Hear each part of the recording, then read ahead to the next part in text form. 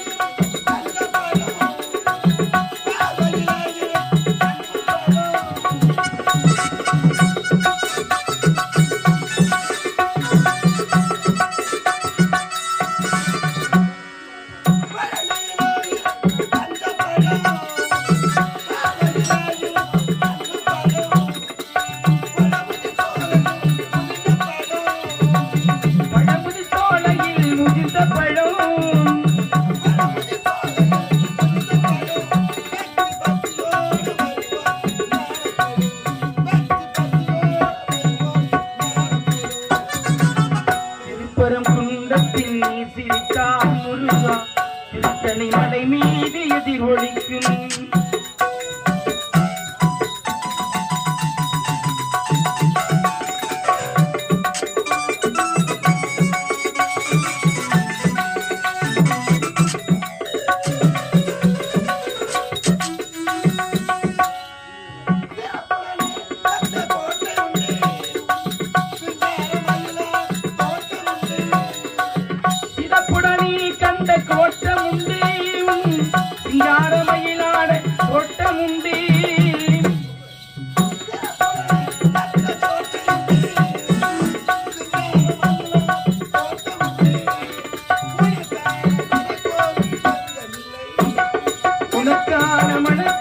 கொஞ்சமில்லை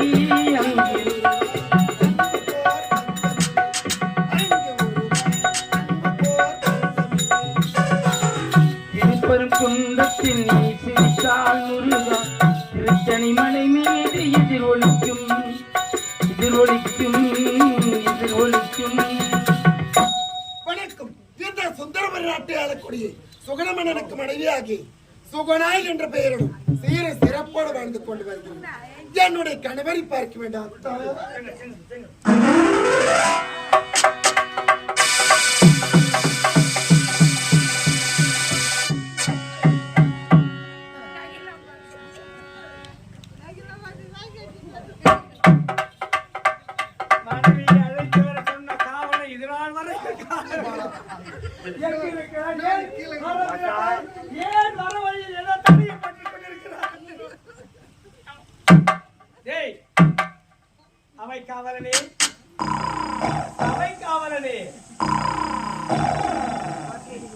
தன்னை மீறி ஒருவன் நிம்மதியாக இருக்கும் இடமென்றால் சிறிது நேரம் உறக்க மட்டுமே. இவனை எழுப்பத்துக்கு என்னங்க கும்பகாரன் 6 மாசம் தூங்கும் 6 மாசம் வீச்சிருப்பான் ஒரு பேரு. பொதுவாகவே அதை போல இவனை எழுப்பத்துக்கு எங்களுக்கு ஒரு ஆயுதம் இருக்குது. குஞ்சரபாதம் எழுப்பு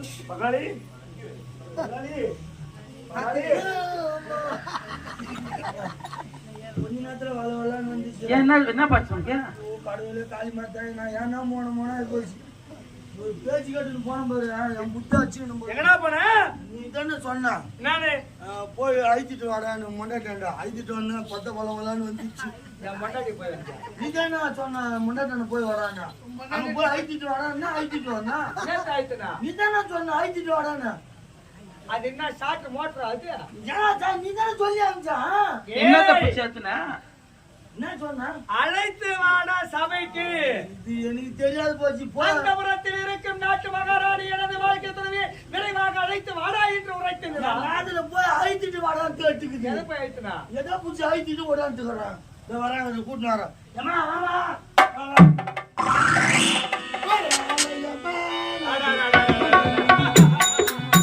ஆலயமானது அன்பு மனதே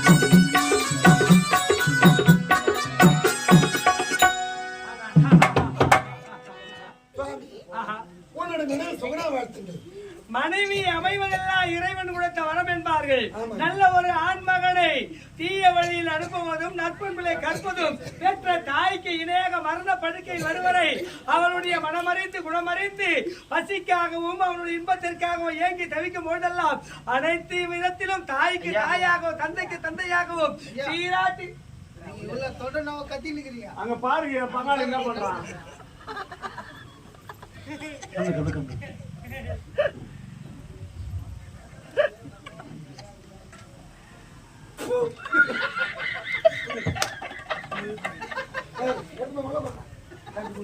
நடிகர் வந்த டீய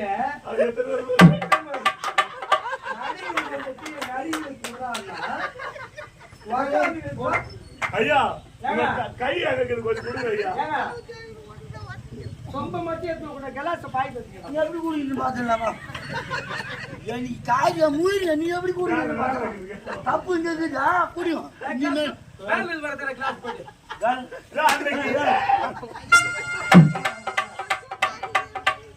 என்றென்றும் நீ வாழ்ந்துடுவா தீர்க்க சுமங்கலியா பல்லாண்டு பல்லாண்டு பல கோடி நூறாண்டு நீண்டி நெடுந்தால் வாழ வேண்டும் வாழ்க வளமுடன் அம்மா யாருடா? நான் மகன் மேரிமா யாரு? அவர் அப்பா மேரி எனக்கு வேணியே நீ ஐயோ ஐயோ வாடாங்க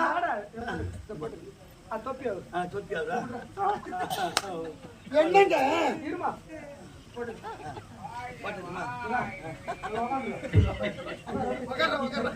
அது நீ எடுக்கிற உட்காந்துயா குடிச்சாவல் கொடியதனால்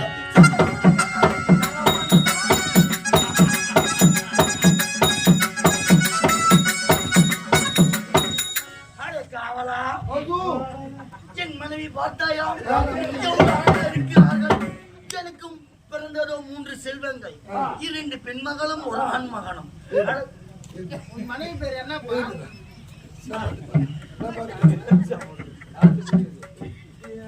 முடி உண்டான் டைலர் தச்சாரியா மன்னர் அவர் என்ன பண்ண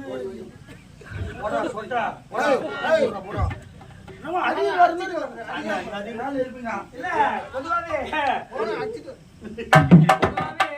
வாகனம் நம்முடையது, நிலம் நம்முடையது, வீடு நம்முடைய அனைத்து அசையா சொத்துக்கள் அனைத்தையும் நம்மளது உரிமை கொண்டாடலாம். தொட்டு தாலி கட்டிய மனைவியை மட்டும் உரிமை கொண்டாடவே கூடாது. எங்கன்னா கூட்டு போயிட வச்சுக்கிறேன். நான் சாமி நாளைக்கு